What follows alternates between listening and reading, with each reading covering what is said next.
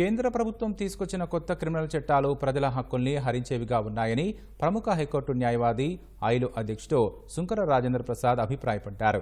విజయవాడ బాలోత్సవ్ భవన్లో reforms reflection పేరుతో criminal లా చట్టాలపై సదస్సు నిర్వహించారు.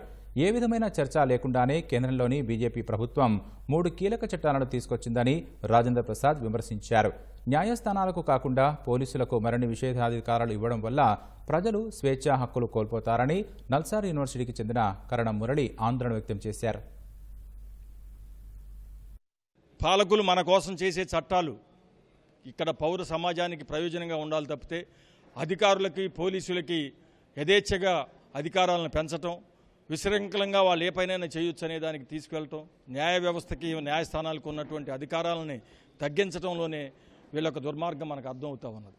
ఆర్గనైజ్డ్ క్రైమ్ అనే దాంట్లో ప్రశ్నించే ఏ గొంతుకనైనా లేదు, ప్రజల కోసం పోరాడే ఏ ప్రజలనైనా ఏ పార్టీనైనా ఆ పార్టీ కార్యకర్తలైనా ఆ పార్టీని కూడా ఆర్గనైజ్డ్ క్రిమినల్ సిండికేట్గా ముద్ర వేసి వాళ్ళని వేధించేదానికి కూడా అవకాశం ఉండేటట్లుగా డెఫినేషన్ తయారు చేశారనేటువంటిది మనకు అర్థమవుతూ ఉన్నది.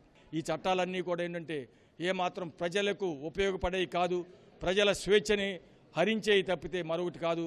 పోలీసులకి అదేవిధంగా ప్రభుత్వ అధికారులకు విశృంఖలమైనటువంటి అధికారాలు ఇవ్వటం ద్వారా ఇది ఒక బ్రిటిష్ చట్టాల కంటే కూడా దుర్మార్గమైన చట్టాలుగా మేము భావిస్తూ ఉన్నాం.